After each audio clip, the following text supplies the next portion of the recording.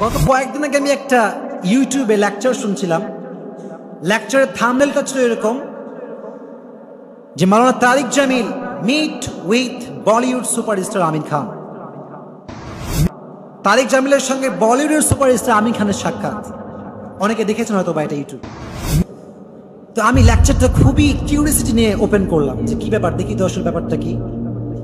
তো খুব গুরুত্বপূর্ণ দেখেন বিষয়টা। তো সেখানে দেখলাম উনি বললেন যে আমি আমার মাকে নিয়ে হজে গিয়েছিলাম। কোথায় গিয়েছিলাম? হজে।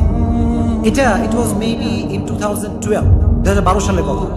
ওনার মা ছিল সাথে, আরেকজন most famous singer of Pakistan Junaid Jamshed, নাম শুনছেন আপনারা? এইটা জুনায়েদ জামশেদ, উনিও তারিক জামিলের সঙ্গে ছিলেন। তো হজে যাওয়ার পরে উনি শুনতে পেয়েছেন যে এই হজে আমির খানও আসছে। কে আসছে? আমির খান, বলিউড সুপারস্টার, বলিউড তারকা আমির খান, শাহরুখ খান, সালমান খান, সবাই চিনে। সবাই চিনে না? সবাই চিনে। তো উনি তো দাওয়াতি অ্যাক্টিভিটি নিয়ে চলে, সবসময় মাথায় একটাই চিন্তা, কেমন করে দাওয়াত দেওয়া যায়, কেমন করে একটা ইসলামের কথা মানুষের কর্ণ করে পৌঁছানো যায়। সুবহানাল্লাহ পড়বেন না? তো উনি প্ল্যান করতে লাগলেন কেমন করে আমির খানের সঙ্গে সাক্ষাৎ করা যায়। এখন আমির খান তো একজন সেলিব্রিটি মানুষ, সেলিব্রিটি না সে? তার সঙ্গে তো মিট করতে হলে ভায়া লাগবে, কানেকশন লাগবে, এমনি তো মিট করা যাবে না, তাই না? তো উনি ভায়া খুঁজতে লাগলেন যে কেমন করে একটা ভায়া পাওয়া যায়। তো আল্লাহ তো বান্দার ইচ্ছা দেখে, দেখে না? বান্দার ইচ্ছা দেখে একজন, তিনি কে? আল্লাহ বান্দার ইচ্ছা দেখে। তো কি আল্লাহর ইচ্ছা, হঠাৎ করেই পাকিস্তানের একজন ফেমাস ক্রিকেট তারকা, সাবেক একজন ক্যাপ্টেন, নাম কি বলতো? শাহিদ আফ্রিদি। নাম কি? শাহিদ আফ্রিদি। তো আল্লাহর কি ইচ্ছা, at the same time Shahid Afridi Maulana Tariq জামিলকে কল করেছে। সুবহানাল্লাহ পড়বেন না? কল করে বলছেন, হুজুর ক্যা খবর, ক্যা হালচাল? তো বললেন যে আসলে আমি একটা সমস্যায় পড়ছি, আমার একটা ইচ্ছা হচ্ছে। ইচ্ছাটা কি? যে আমি বলিউডের সুপারস্টার আমির খান হজে এসেছে, তার সঙ্গে আমি সাক্ষাৎ করতে চাই, তুমি কি একটু আমাকে অ্যারেঞ্জ করে দিতে পারবা মিটিংটা? উনি বলছেন যে আচ্ছা ঠিক আছে, লেট মি ট্রাই, একটু ট্রাই করতে দেন, দেখি কি করা যায়। তো উনি আবার ওখান থেকে আমির খানকে কল করেছেন, কল করে বলছেন যে আমাদের পাকিস্তানের একজন famous scholar, Islamic scholar, he want to meet with you, will you give him chance to meet? আমাদের পাকিস্তানের একজন ফেমাস স্কলার, আলেম, আপনার সঙ্গে সাক্ষাৎ করতে চায়, আপনি কি একটু সময় দিবেন? তো আল্লাহ তো বান্দার ইচ্ছা দেখে। কি যে হইলো আমির খানের, আমির খান বললেন যে ঠিক আছে, okay done, I can meet just for 30 minutes, half an hour. আমি সাক্ষাৎ করবো, তবে শুধুমাত্র আধা ঘন্টার জন্য। কতক্ষণের জন্য? আধা ঘন্টার জন্য। তো শাহিদ আফ্রিদি প্রচন্ড খুশি, আমি হুজুরের কথা রাখতে পেরেছি। তো উনি আবার রাইট নাও কলটা কেটে দিয়ে তারিক জামিলকে ফোন দিয়েছেন। फोन दे बोलन हुजूर वो मिलना चाहते हैं लेकिन सिर्फ आधे घंटे के लिए, इसके अंदर आप दावत देना चाहते हैं या बात करना चाहते, सब कुछ आपको इस आधे घंटे के अंदर करना पड़ेगा। আপনি দাওয়াত দিবেন না কি করবেন, আপনার সময় মাত্র আধা ঘন্টা। সময় কত? আধা ঘন্টা। তো উনি বললেন যে पहले जाने तो दो मुझे, पहले जाने तो दो मुझे, ওয়েট এন্ড সি, আগে যেতে দাও, তারপর দেখা যায় কি হয়। তো উনি খুব খুশি হলেন যে সাক্ষাৎ করা যাবে তাহলে। তো এটা মক্কাতে ছিল। তো মক্কাতে যখন উনি একটা হোটেলে ছিল, আমির খান হোটেলে কয়েকতলা উপরে ছিলেন উনি। তো যখন তারিক জামিল বলছেন, যখন আমি সাক্ষাৎ করতে গেলাম তো আমির খান वो बहुत डरा हुआ था कि मौलाना साहब आ गया, पता नहीं क्या कहेगा, भाई तू ये क्या कर रहा है, हराम कर रहा है, नाच रहा है, गा रहा है, धूम मचला धूम कर रहा है, तेरे लिए अभी के अभी जहन्नाम का फैसला हो जाए, अभी के अभी तौबा कर। খুব ভয় পাচ্ছে যে হুজুর এসেছে খালি হালাল হারাম শুরু করে দিবে এসে। এরকম হুজুর আছে না নাই বাংলাদেশে?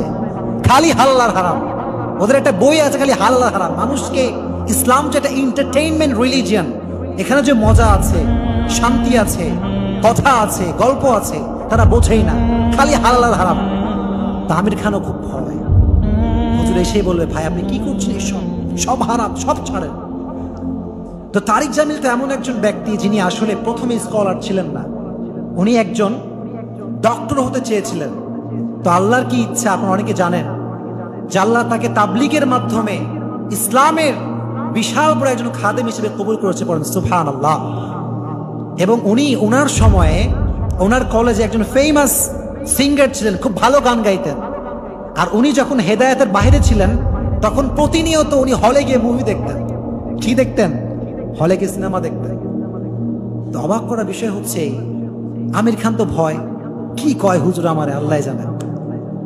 তো তারিক জামিল গিয়ে কোনো দাওয়াত দিলেনই না, উনি প্রথমে গিয়ে মুভি নিয়ে গল্প শুরু করলেন যে আপনার সিনেমা কেমন চলছে, বর্তমান সিনেমার এই অবস্থা, এইসব চলে না, ভালো না এইসব। আমরা যখন সিনেমা দেখতাম কত সুন্দর ছিল সিনেমা। তো গল্প করতে করতে কখনো দিলীপ কুমার, তো কখনো মদন মোহন, যত ফেমাস ফেমাস ফিল্ম ইন্ডাস্ট্রির স্টার আছে, তারকা আছে, সবার নাম সে জানে। তো গল্প করতে করতে একটা পর্যায়ে গিয়ে তারিক জামিল বুঝতে পারলেন যে ফ্রম 1962 টু 72, 1962 সন থেকে শুরু করে 1972 সন পর্যন্ত ফিল্ম ইন্ডাস্ট্রিকে তারিক জামিল যত জানতেন, আমির খানের সে ধারণাও নাই। তো এখন আমির খান তো অবাক, এটা কি হুজুর নাকি নায়ক রে? সব মুভির গল্প জানা দেখছি, ব্যাপার স্যাপার কি। তো তারিক জামিলের এই জ্ঞানের প্রভাবটা তার উপরে প্রভাবিত হল, এবং সে তার উপরে, এটাকে আমরা কি বলবো বাংলা ভাষায়, আমরা যখন বলেছিলাম আমি ক্রাশ খাইছি, কি খাইছি? ক্রাশ। তো উনি অবাক হয়ে গেলেন এবং খুব মুগ্ধ হলেন যে এত সুন্দর আলেম হতে পারে, এত সুন্দর কমিউনিকেট করতে পারে আলেমরা, কেমন করে সম্ভব এটা। এখন আসেন মূল জায়গাতে। তো যখন আমির খান রিল্যাক্স, যেটা কোনো ফতুয়াবাজ হুজুর না, কোনো ফতুয়াবাজ হুজুর না, তখন উনি এসে বললেন যে ভাই आप हज करने के लिए आए हैं यहाँ पे, तो मैं क्या आपको सुना दूं कि नबी का हज कैसा था? सुबहानाल्लाह পড়বেন না? আমির ভাই, আপনি হজ করতে এসেছেন, আল্লাহর নবীর হজ কেমন ছিল এটাকে আমি আপনাকে একটু বলে দিব? উনি বললেন অফকোর্স, ওয়াই নট, বলেন। এই যে আমির খানের সঙ্গে শুরু করলেন, হজ কেমন ছিল।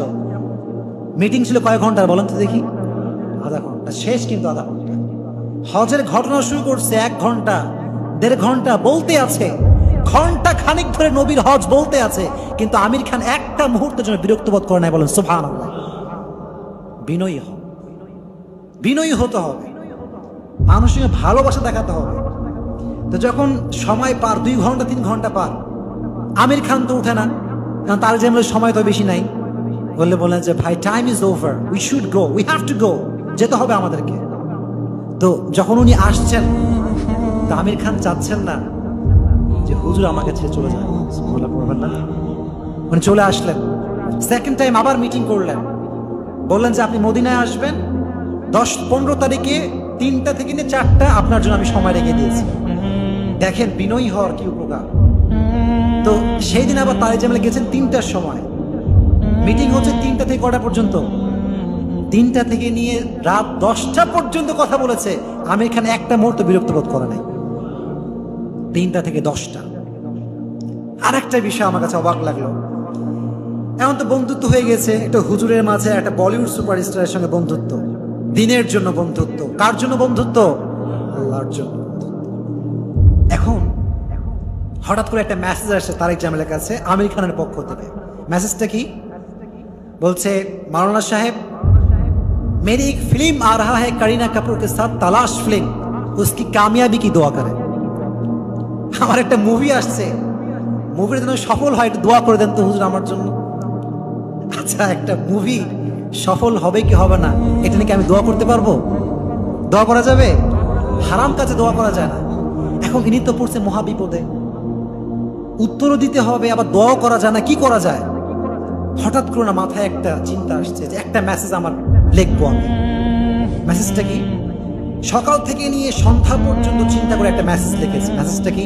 উনি লিখলেন যে ভাই, क्रिएटिव जहन, क्रिएटिव पर्सनालिटी ये अल्लाह हर किसी को नहीं देता, और जो लोग क्रिएटिव होता है, आपसे मैंने मुलाकात किया है, तो आप एक क्रिएटर हो, एक क्रिएटिव पर्सनालिटी हो, और जो लोग क्रिएटिव जहन वाला होता है वो काम करने के बाद कामयाबी और नाकामयाबी का फर्क नहीं करता, वो अपने काम से काम रखता है। सुबहानाल्लाह পড়েন।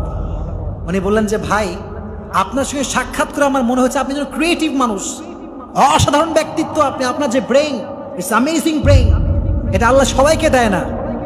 তো আমার যে ওপিনিয়ন সেটা হচ্ছে এই যে ক্রিয়েটিভ যারা হয় তারা কাজ করার পরে সফলতা আর অসফলতা নিয়ে ভাবে না, তারা কাজে কাজ করে, তারা কাজের প্রতি কনসেন্ট্রেট করে। এজন্য ফিল্ম এটা সফল হবে কি হবে না, ডোন্ট বি স্যাড, আপনার কাজ আপনি করে যান। তাহলে হারাম কাজে দোয়াও করা লাগলো না, আবার বন্ধুত্ব নষ্ট।